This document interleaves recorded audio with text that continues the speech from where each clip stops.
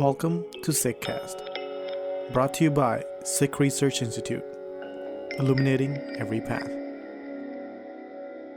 Hello, Guru Fateh. Welcome to the SikhCast. My name is Manpreet Singh. Thank you for joining me. Today I have with me Harinder Singh. Harinder, long time. How's it going? Welcome to the SikhCast. Guru Fateh, it's good to be back, although it's during very trying times. It is very trying times. And right now, the whole nation seems to be quarantined in their house. So I guess the benefit is that you're quarantined and I got you on this podcast. I want to talk about, I want to get into it, just talk about current events. And so COVID-19, what's happening with America, what's happening with the nation. We just happen to be in the tri-state area where it's like the epicenter of the world right now with COVID-19.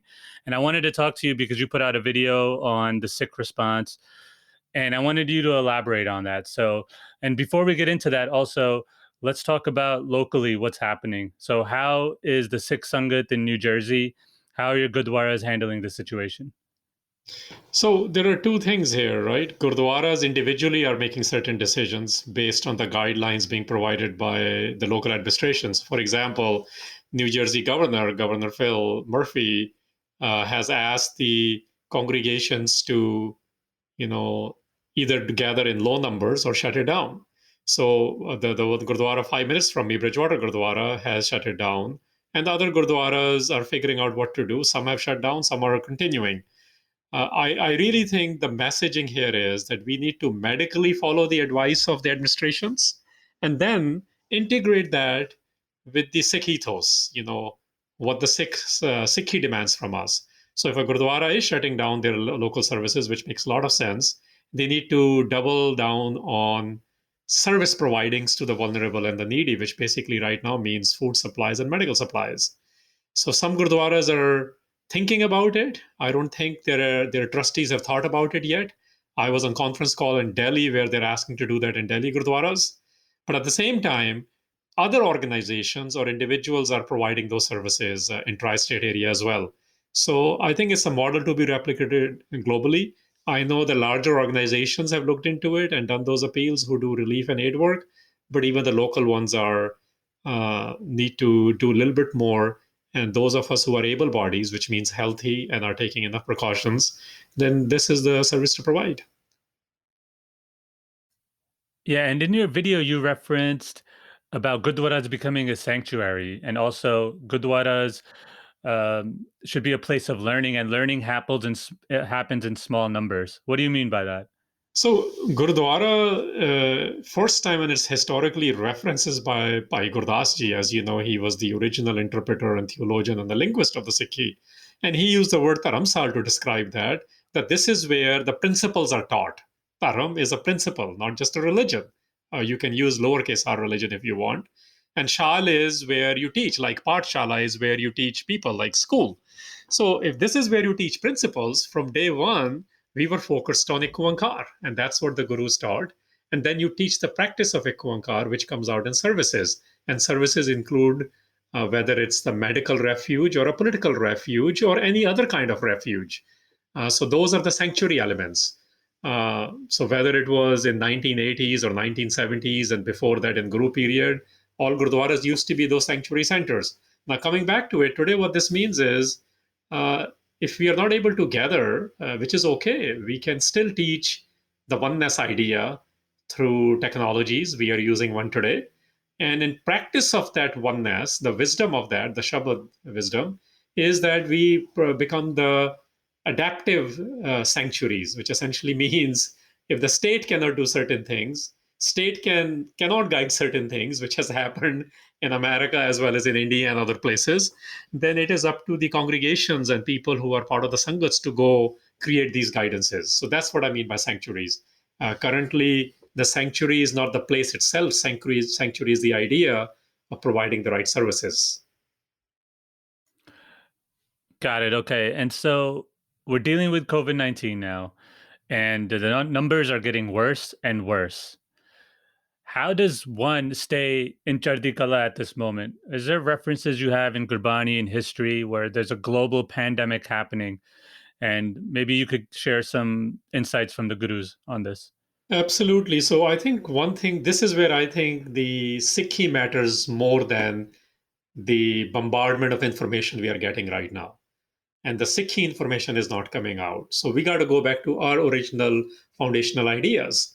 And one of them is that, look, the only thing certain is death. I know in America, because of Ben Franklin, we say it's death and taxes. But even taxes get played, which our government is currently doing. So the only thing certain, according to Gurbani, is death, right? And this is one thing we forget. Because we forget death, we end up making wrong decisions because we think we can live forever, or we can cheat forever, or we can indulge forever. So Gurbani is all constantly saying, like in Japji Sahib, for example, it says, Ketiyan dukh puk sadmar, ehipi daat teri datar. Many people are constantly, always are dying in hunger, always are in abuse, always are in pain. And this is also happening within your giving, O giver. That's the literal translation. What this is saying is death is always there. It's how we confront the death. So we usually you talk about confronting death in a political situation like shahadats, for example. But in Gurbani, remember, the first confrontation of the death is the fear of death. So the fear of death is what we can apply to COVID-19. We need to confront the fear, which means use the mind, use the wisdom to say, look, I don't have all the answers. I don't know what's coming my way, but I do know how to center myself with certain wisdoms and applying those wisdoms for my own precautions, for my families, as well as if I'm able and willing to be able to provide that to the world at large, or at least the communities around me. And that's the idea of being a sanctuary provider. So the certainty is only of death. So if we actually confront that in all times, you will be able to provide services, like in case of Guru Harkrishan Sahib. That's the pandemic of the time in Delhi. The state calls him to come to Delhi. He does not go. But when there is a plague in Delhi or smallpox in Delhi, he goes there to serve the people. And that's the higher level view of this, because he has already confronted the ideas of death. And this is what Sikhs are being told. Don't be fearful of something, but be mindful of something. I know there are people saying, just do the job, just do the part, just do the Simran. All that is done for internal strengthening. And if you're not becoming strong to serve either yourself or your family or your local communities, then all it is doing is making you impotent. And I understand what I'm saying here. I'm saying this on purpose because if you're not strengthening your mind or your body, you will not be able to serve. It's simple as that. That's Gurbani's thesis. So tan man tan has to be utilized properly. Your intellect, your physical abilities, your assets, and you'll be able to utilize those if you have confronted your own fear of death. So in COVID-19, there is a lot of uncertainty, and this uncertainty is going to continue. The idea here is not to become uh, sort of immune mentally, right? The idea here is to strengthen your immune system, not just in biological sense, but in intellectual sense. So you have confronted your own uncertainties and fear of death, so you can become a positive agent in terms of either facilitating people who are mentally suffering or physically suffering or in terms of food suffering. So before we go on to the next topic, what about so we're in the tri-state area. There's a lot of Sikhs in the tri-state area in North America, which is, if people don't know that are listening, it's New Jersey, Connecticut, and New York.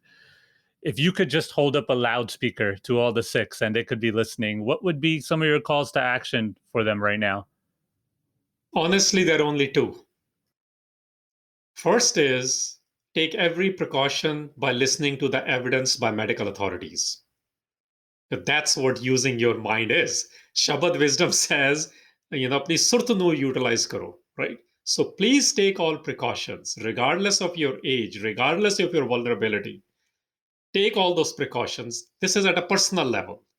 And second personal level, so 1A, 1B, is to strengthen yourself mentally. So don't get taken in by the practices which are coming our way, which are negative. For example, fake news is coming out a lot.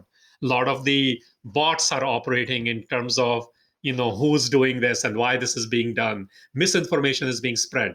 That all has to do with mental element. So your connection with the divine, Ikovankar, is indicative of how you deal with information which comes your way. So take precaution at a personal level, strengthen yourself at a personal level by actually connecting with this idea of the force and the Ekoankar. And as a byproduct of that comes the second thing. If you yourself are strong, then you will be able to protect your surroundings. So then take care of your family, take care of the most vulnerable, especially people who are above the age of 60 and those who have a weaker immune system because of their health reasons. And if this is being taken care in your household, then join. This is the to be public part beyond you. Then join either a medical practitioner service provider, whether it's run by Sikhs or non Sikhs, or a Gurdwara who is interested in convincing their board to open their Gurdwara for langars, needy langars, or providing the langar for the needy. So you become part of the team, either through Gurdwara, through a Sikh organization, or through any non Sikh organization which is dealing with the logistics of food or medicine. And if you're not able to do that 2B, you can always fund it. Look at everyone's going to be tight. We know where the markets are. We know there are layoffs already happening. But even then, you see, the Gurbani's principle is you share what you have, not when you have only in abundance. So if you are not able to contribute intellectually and physically or spiritually or emotionally, then please do try to contribute from whatever you have by supporting those organizations who are actually trying to provide the current sanctuary ideas of medical and food supplies. Those are great points. Those are great points. I appreciate that. Now let's move on to the second topic, which is Afghanistan and what happened in the attack in Kabul, where I think it was confirmed 25 are dead. And I have to say, I did not know about this. I read your tweets. I get alerts on your tweets. So I read it and I couldn't believe that's happening. My dad didn't know. My wife didn't know, even 12 hours later. So maybe you could explain to the listeners what happened in Kabul. Sure. So simple fact is this, that now we know that ISIL, which is like ISIS, and ISIL-K means Khorasan, which is a local group of Islamic State of Khorasan, essentially. They have taken responsibility of attacking a Gurdwara in Kabul, historical Gurdwara attributed to Guru Har Rai Sahib. About 156 were inside there. They were actually gathered there to do part because of COVID-19 thing. And they were there, and this is the largest community left in Afghanistan. And of those, the initial report said 23 were killed, and now that's 25 confirmed. So essentially, what we have to understand is what is happening in Afghanistan. You know, U.S. Secretary of State is there. There's a negotiations happening within the current political leaders, the formal political leaders, including their heads of states, as well as the Taliban factions. So there's a lot going on there. We have to understand the larger context. But regardless of that larger context, Sikhs remain the minuscule minority everywhere. One of the most dangerous or endangered, probably the right word to use, Sikh community in the world, if not the most endangered, is the Afghani Sikh community. The estimates range from 300 to 400, and of this, 150 people were there. So the number used to be 50,000. So what is going on is that regardless of the geopolitical scenarios, which are very tense, which are very volatile, including last year, there was an attack in Jalalabad where multiple Sikhs were killed there as well. And now this is a second time this has happened within a year. And while the cremation was going on, there was another magnetic bomb blast. Today, there was a cremation day, and one person got killed there. So this seems to be a thought out attack against Sikhs, a community who was very thriving, who has been living there for 400 plus years. 400 plus years. We just need to understand this very carefully, because this is from the Guru period going on. The Gurdwara was Guru Har Rai Gurdwara. Think about that for a second. This is the area when Guru Nanak is referencing Khorasan Khasmana Kiya. Khorasan is this reason. And the ISIL of Khorasan is taking this responsibility. And Guru Nanak had witnessed this when he said, I'm standing on the pile of dead bodies and I'm telling you what is going on is wrong. And now this pile is being created of the Sikhs. Earlier it was of Hindus and Muslims at the time. So Sikh community is at the very receiving end of this in Afghanistan. which, by the way, is a larger symptom of what is happening as Sikh communities at the receiving end in Pakistan, as well as in certain parts of India. The vulnerable sections of Sikh community are still at the receiving ends in South Asia, is what I will call it. So this is what has really happened. The unfortunate piece of this is that the nationalistic politics of India and Pakistan, i.e., those who identify, those Hindus and Muslims and some Sikhs who identify with those nationalities, are playing games again about whether India's RAW did this, whether Pakistan supported LET did this. There are all sorts of games. But at the end of the day, the facts are that Sikhs used to be somewhere around 50,000 in the early 90s. Sikhs, this is one of the oldest Sikh community in the world, about 400 plus years ago. And now they have been reduced to somewhere between 300 to 400 because there is a systematic attack and targeted killing at the Gurdwaras now as well. That's the stark reality. In terms of Sikh population, like you just said, it was thousands many years ago, and now it's maybe 300 families or give and take plus that. In terms of the community, like how many good, like I don't know that much about Afghanistan, and I'm not sure if the listeners do either, but how many Gurdwaras are there in Afghanistan? So, the operational versus historical becomes a very tricky thing. As it is, we don't have a good number sense. So even when I'm throwing you number 150 were present in the Gurdwara at the time of attack, there are 300 to 400 left in that area. Some people say maybe it's up to 1,000 because there is a large exodus going on. See, people who were relatively well off, they had left, or people who are in the current administration. So looking at one MP in Afghanistan and looking at one doctor who works with the administration now does not tell you the situation of the Sikhs in Afghanistan. The vulnerable section, which are usually middle to lower strata of income, they are the ones who are being left. Otherwise, they have gone to India, they have moved to UK, London, they have come to Canada. There was an organization from Manmeet Pullar's foundation who worked with the administration to bring some of them. And the last time this incident happened, even the incident before that, Manmeet Pullar was working on it. He passed away in his own accident. My point is this: the numbers we will not be able to give you a good story on. We just know historicity of it. So I do want to make this clear. Plus, if there's an interest in it, Asha Kaur, who is a researcher at SikhRI Institute as well, she has spent much more time studying this. If you want to understand more nuances of Afghani Sikh community, she'll be able to provide that. The focus I want to bring on is that this is one of the endangered communities. So when people want to help at a relief level, I really don't know what to tell them. Like I've been in touch with somebody who used to live there, who left 20 years ago. Last time he visited was 8. Pritpal Singh, I've referenced him. He currently lives in London. Even he's struggling. He doesn't know. I listened to 3 testimonies yesterday of women who were basically saying, we don't even have money to get the last rites done. Now somebody has helped with those rights. They have taken place. But this is the level of details we're dealing with. There is no on-the-ground organization, NGO, who I can say, people ask me today, including my own family members, how can we help? And my friendship circle. I said, I really don't know. I know a few charities are raising money. I know this local person. I called Chabal Singh, who's a local contact I know. He was very busy today with the cremations. But I really don't know where you can send the money because direct help is what's needed right now. And we don't have a system on the ground or outside other than collecting money with accountabilities. So I don't have recommendation. In midterm, I do know the solution is figuring out how to save certain Sikhs in Afghanistan, which requires serious working with the Afghani government.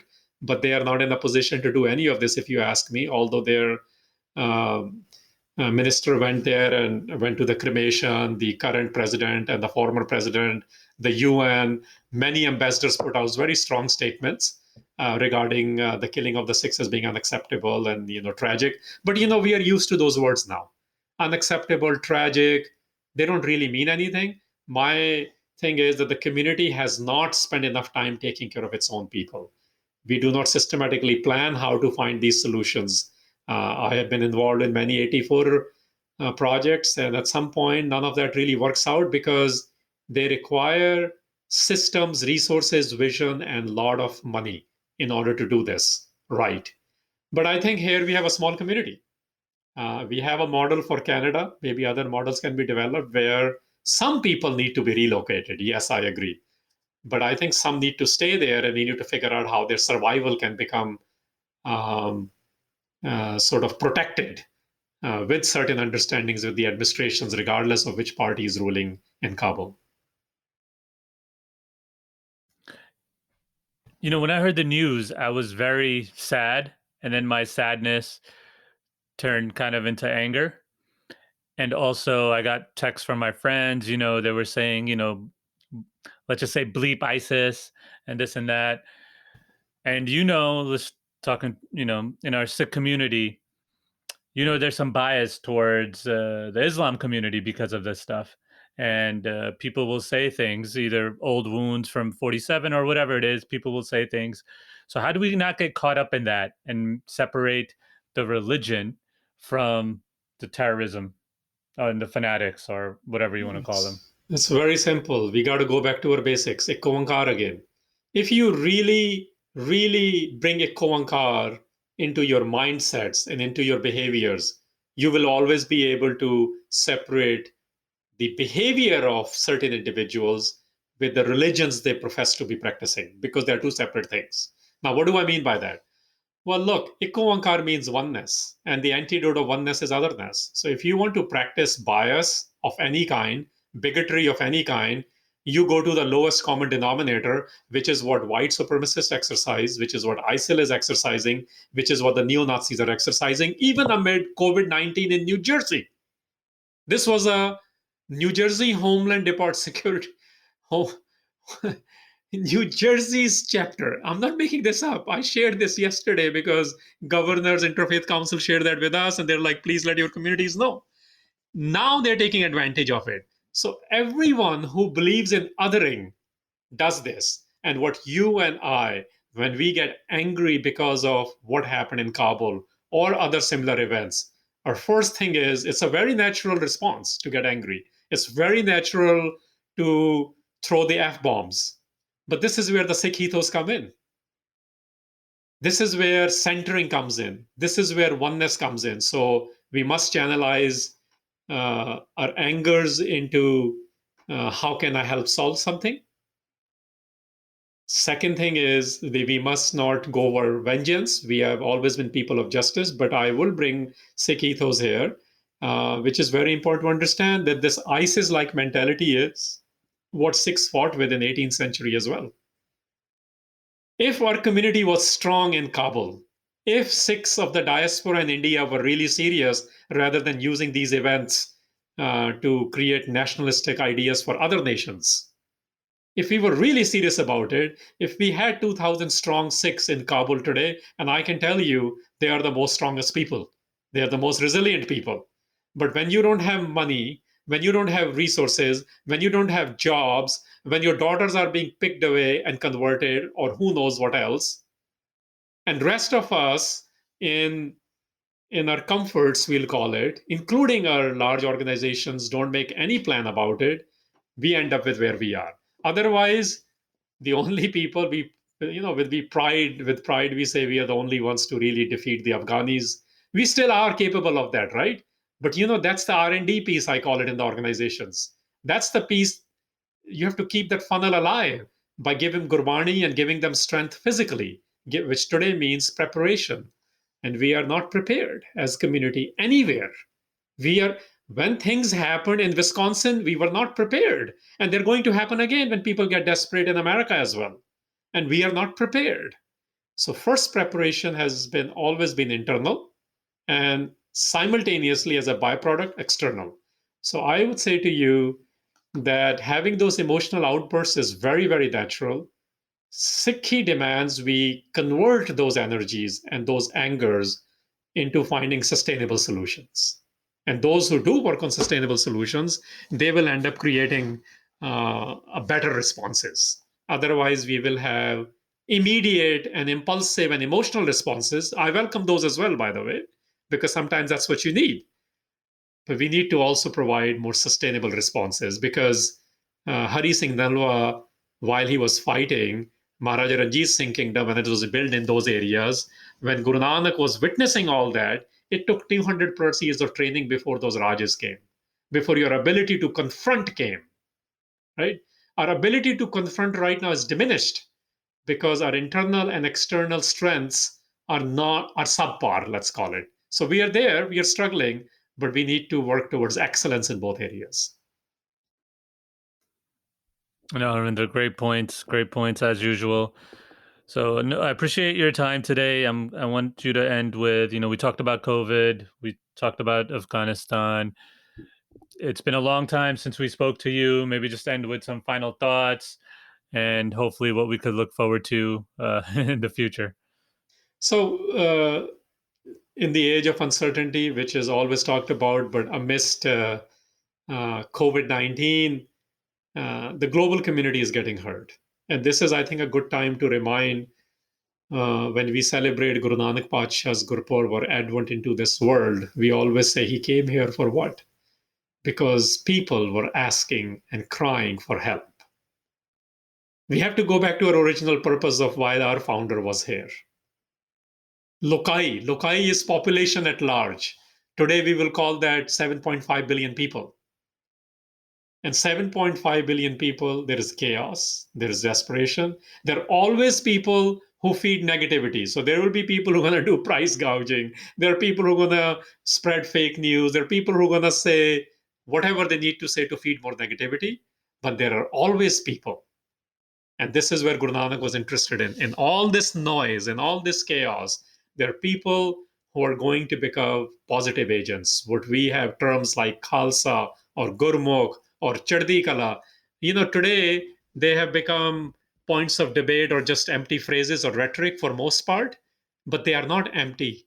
They become empty when they have been reduced to just a ritual.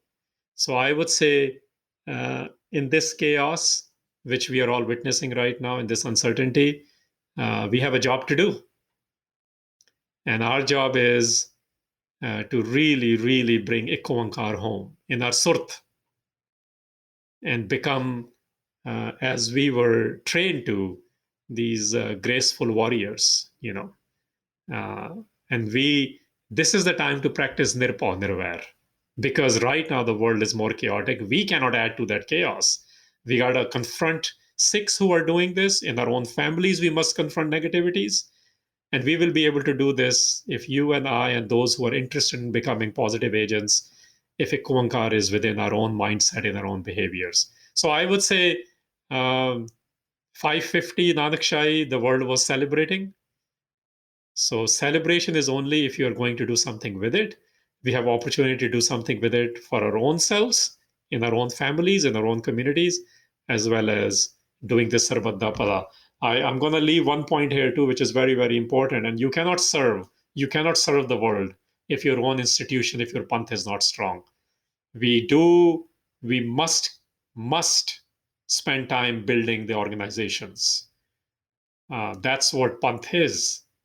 When the panth was strong, when Kartarpur became strong, then Guru Nanak created and emulated more Kartarpurs.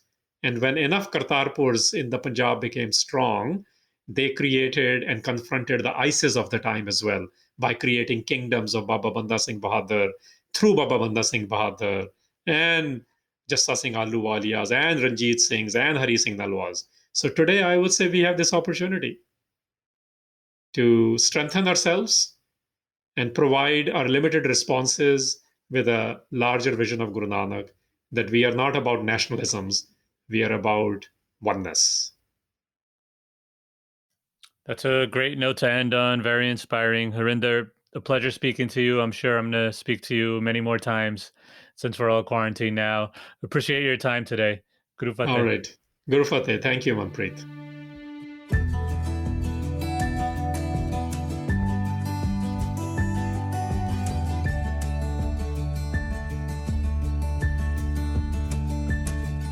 You are listening to SikhCast by Sikh Research Institute, illuminating every path.